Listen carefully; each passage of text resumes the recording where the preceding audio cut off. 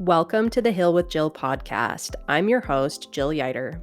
Each week, I share one short, digestible episode to help you create clarity and ease in your wellness story.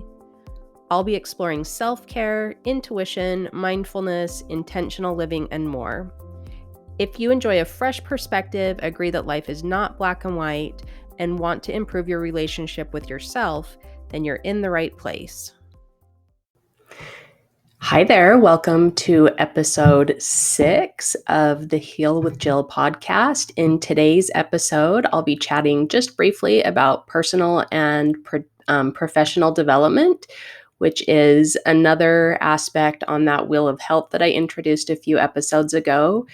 So let's just go ahead and get into it. So first of all, I just want to say that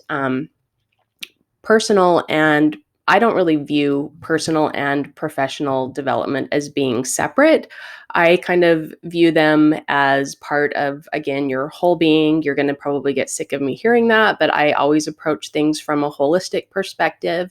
So for me, it's really hard to compartmentalize things. So even though gaining more expertise in a specific skill may apply more in your professional life or maybe more in your personal life, I still view things as very kind of universal and generally applicable. So for example, if you maybe went to a budget training class at work, obviously there's crossover skills with that to apply to your personal finances at home.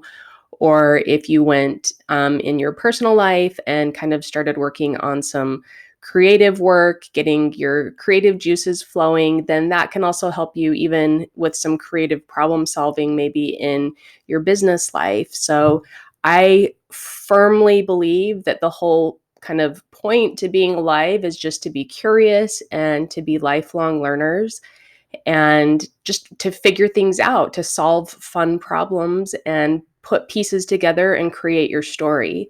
So that's kind of the perspective that I'm coming from. So let's just maybe take a minute and go through a few things to decide if a new kind of skill set or learning opportunity might be a good fit for you right now. So the first thing that comes to my mind is commitment. And so what I mean by that is, can you commit to it in a way that doesn't cause you strain or stress in other areas of your life? And then have you communicated your plans about that to other people in your life that it's going to affect, and kind of discussing those expectations? So if it's something that's quite involved, for example, then that absolutely is going to require you having some communication about this commitment and how it's going to affect kind of your whole system, especially if you exist in a family unit. So that first thing is commitment. And then the second one that I think is good to assess are connections. So maybe you don't know yet, but you suspect that somehow learning about this new whatever will kind of link your story together in a way that creates more overall ease in your life.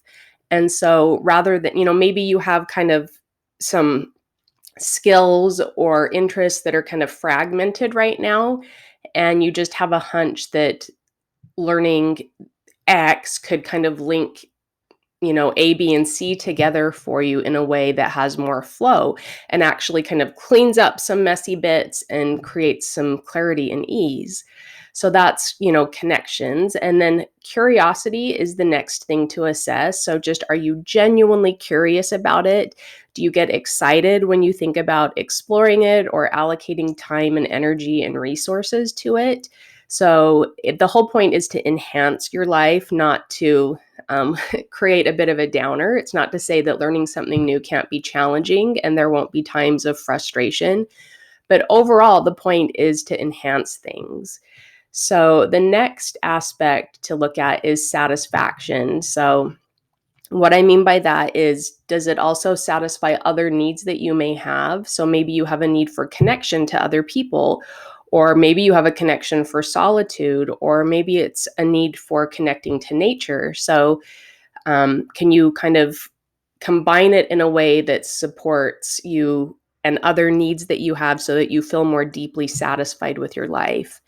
And then the last thing that I think is good to kind of assess is space. So, do you reasonably have the time and energy to allocate to it because you've already prepared both mental and physical space? So sometimes this means like taking the time to literally clear clutter in your environment. And I'm going to discuss that more in the next episode. We have a chat about physical environment next time, but kind of decluttering your physical environment and also your mental landscape. And it could also mean your virtual landscape so that you have space, just a sense of spaciousness about it, that you're ready to accept something new into your life. So, my recommendation to get started is to pick an area of focus that you're curious about right now and start with something that's free and easy and maybe a little tiny chunk of time that's a daily commitment to exploring it.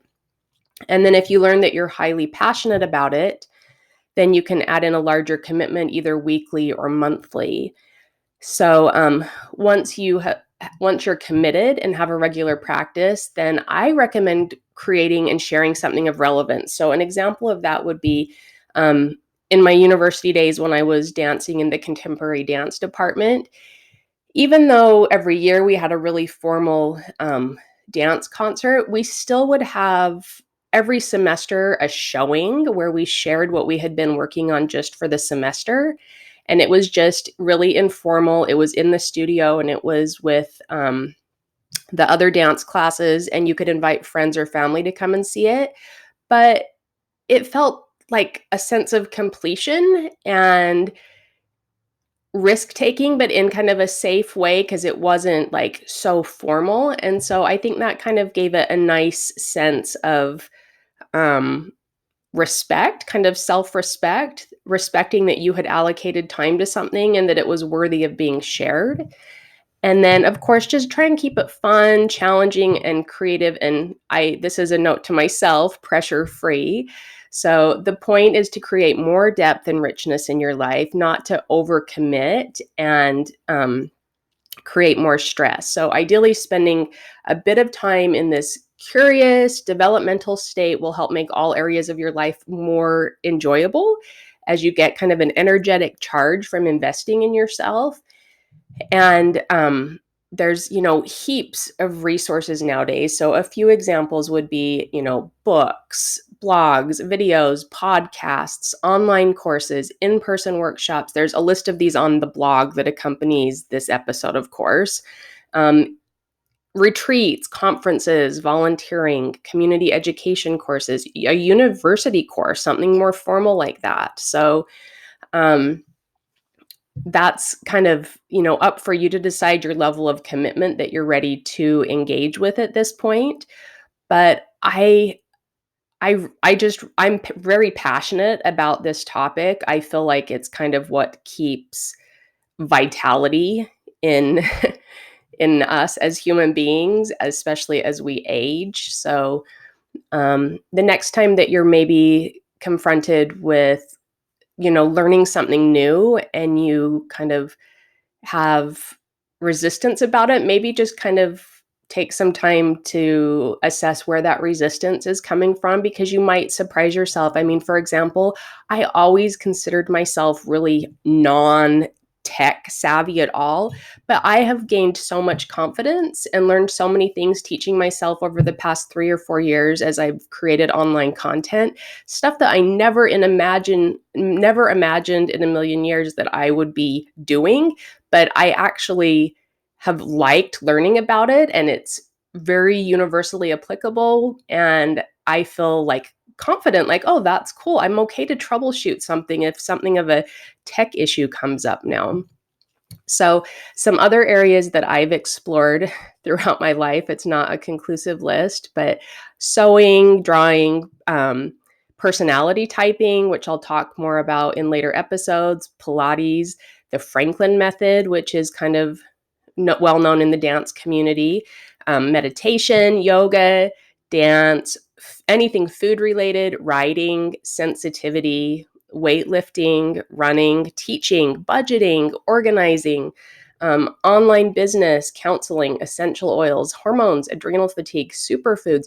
The list goes on. And I think that I just might end this episode with sharing one last little tidbit from that list. And that is when my son was little, I just felt like I needed something tactile to do with my hands to release stress.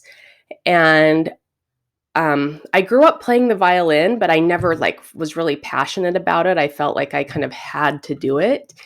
And when I was dancing at university, one of my favorite things is that we had live percussionists, so live drummers that we moved with. And that energy felt so healing to me. And I was really drawn, and I was lucky because my husband is the assistant manager at the rock shop here in New Zealand. And so he has access to all of these really cool musical instruments for a little bit of a discount. And so, and he's also a musician. So I got really interested. I wanted like a little mini cajon. If you don't know what a cajon is, I'll show it to you here in just a moment. Or you can listen if you're listening to audio only, and then just a little set of bongos. And they're just fun, and it just kind of gets your fingers moving. It's really relaxing. And so I'll maybe share that more so as I talk more about creativity in a later episode. But yeah, I'll just go ahead and share a little bit with you. So hang tight. So I'll just share with you the cajon and the bongos. So the cajon is just a little wooden box, and it's, again, a mini one. So normally it's big enough that you could sit on it. And I am super novice, but here goes.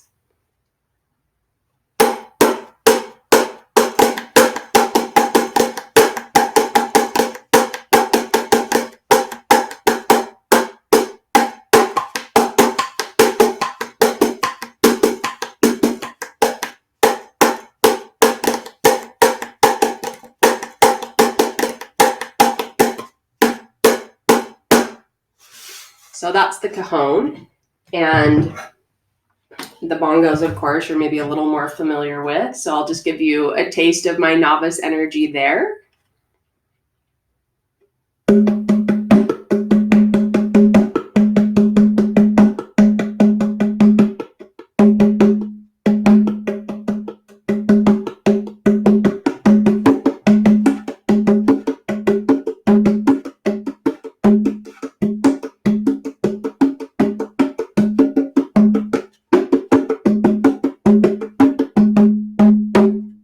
So that's just a little bit of my own playing around with something in the curiosity and personal development realm. And I hope that you really enjoyed this episode, and I will talk to you again really soon. Thanks for joining me this week on the Heal with Jill podcast.